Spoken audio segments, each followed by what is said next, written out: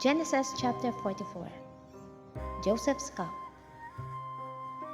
And he commanded the steward of his house, saying, Fill the men's sacks with food, as much as they can carry, and put each man's money in the mouth of his sack. Also put my cup, the silver cup, in the mouth of the sack of the youngest, and his grain money. So he did according to the word that Joseph had spoken. As soon as the morning dawned, the men were sent away, they and their donkeys. When they had gone out of the city and were not yet far off, Joseph said to his steward, Get up, follow the men, and when you overtake them, say to them, Why have you repaid evil for good? Is not this the one from which my Lord drinks, and with which he indeed practices divination? You have done evil in so doing. So he overtook them, and he spoke to them these same words. And they said to him, Why does my Lord say these words?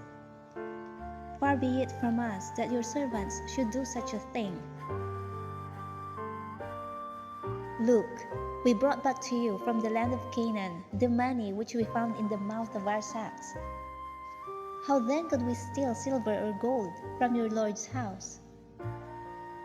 With whomever of your servants it is found, let him die, and we also will be my Lord's slaves.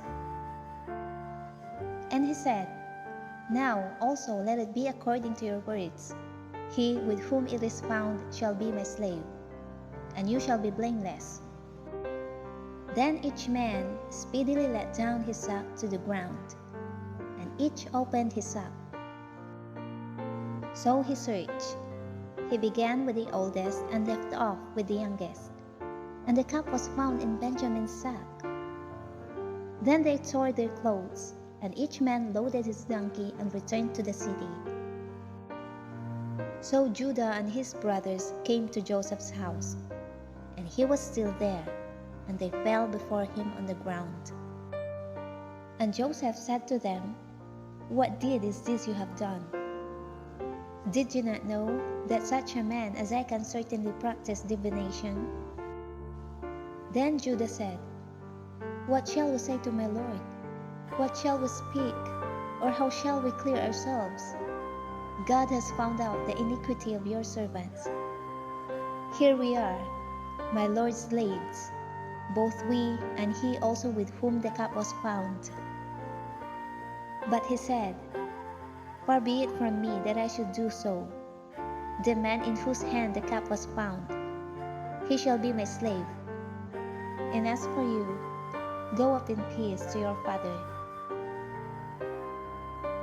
Then Judah came near to him and said, O my Lord, please let your servant speak a word in my Lord's hearing, and do not let your anger burn against your servant, for you are even like Pharaoh. My Lord asked his servants, saying, Have you a father or a brother? And we said to my Lord, We have a father, an old man, and a child of his old age, who is young. His brother is dead, and he alone is left of his mother's children, and his father loves him. Then you said to your servants, Bring him down to me, that I may set my eyes on him. And we said to my Lord, The lad cannot leave his father, for if he should leave his father would die. But you said to your servants, Unless your youngest brother comes down with you, you shall see my face no more. So it was, when we went up to your servant my father, that we told him the words of my Lord. And our father said, Go back and buy us a little food. But we said, We cannot go down. If our youngest brother is with us, then we will go down. For we may not see the man's face unless our youngest brother is with us. Then your servant my father said to us, You know that my wife bore me 2 sons, and the one went out for me. And I said, Surely he is torn to pieces, and I have not seen him since. But if you take this one also from me, and calamity befalls him, you shall bring down my gray hair with sorrow to the grave. Now therefore, when I come to your servant my father, and the lad is not with us, since his life is bound up in the lad's life, it will happen, when he sees that the lad is not with us, that he will die. So your servants will bring down the gray hair of your servant our father with sorrow to the grave. For your servant became surety for the lad to my father, saying, If I do not bring him back to you, then I shall bear the blame before my father forever. Now therefore, please let your servant remain instead of the lad as a slave to my lord, and let the lad go up with his brothers. For how shall I go up to my father if the lad is not with me? Lest, perhaps, I see the evil that would come upon my father. Genesis chapter 45. Joseph revealed to his brothers. Then Joseph could not restrain himself before all those who stood by him. And he cried out, Make everyone go out for me. So no one stood with him while Joseph made himself known to his brothers. And he wept aloud, and the Egyptians and the house of Pharaoh heard it. Then Joseph said to his brothers, I am Joseph. Does my father still live? But his brothers could not answer him, for they were dismayed in his presence. And Joseph said to his brothers, Please come near to me. So they came near. Then he said, I am Joseph, your brother, whom you sold into Egypt. But now, do not therefore be grieved or angry with yourselves because you sold me here, for God sent me before you to preserve life. For these 2 years the famine has been in the land, and there are still 5 years, in which there will be neither plowing nor harvesting. And God sent me before you to preserve a posterity for you in the earth, and to save your lives by a great deliverance. So now it was not you who sent me here, but God. And he has made me a father to Pharaoh, and lord of all his house, and a ruler throughout all the land of Egypt. Hurry and go up to my father, and say to him, Thus says your son Joseph, God has made me lord of all Egypt. Come down to me, do not tarry. You shall dwell in the land of Goshen, and you shall be near to me, you and your children, your children's children, your flocks, your herds, and all that you have.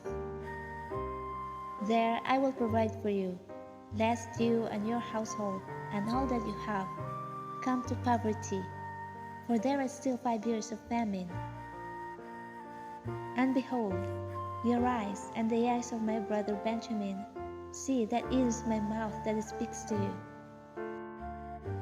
So you shall tell my father of all my glory in Egypt, and of all that you have seen, and you shall hurry and bring my father down here. Then he fell on his brother Benjamin's neck and wept, and Benjamin wept on his neck. Moreover, he kissed all his brothers and wept over them. And after that, his brothers talked with him. Now the report of it was heard in Pharaoh's house, saying, Joseph's brothers have come. So it pleased Pharaoh and his servants well. And Pharaoh said to Joseph, Say to your brothers, do this. Load your animals on the cart, go to the land of Canaan. Bring your father and your households and come to me. I will give you the best of the land of Egypt, and you will eat the fat of the land. Now you are commanded, do this. Take carts out of the land of Egypt for your little ones and your wives. Bring your father and come. Also, do not be concerned about your goods, for the best of all the land of Egypt is yours." Then the sons of Israel did so, and Joseph gave them carts according to the command of Pharaoh, and he gave them provisions for the journey.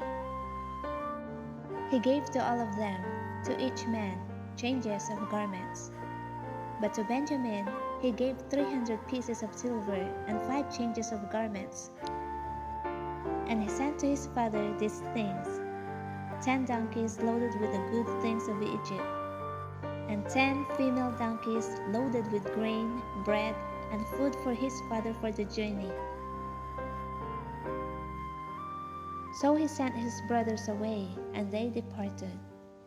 And he said to them, "See that you do not become troubled along the way." Then they went up out of Egypt, and came to the land of Canaan, to Jacob their father. And they told him, saying, "Joseph is still alive, and he is governor over all the land of Egypt." And Jacob's heart stood still, because he did not believe them. But when they told him all the words which Joseph had said to them, and when he saw the carts which Joseph had sent to carry him, the spirit of Jacob their father revived. Then Israel said, "It is enough. Joseph my son is still alive. I will go and see him before I die."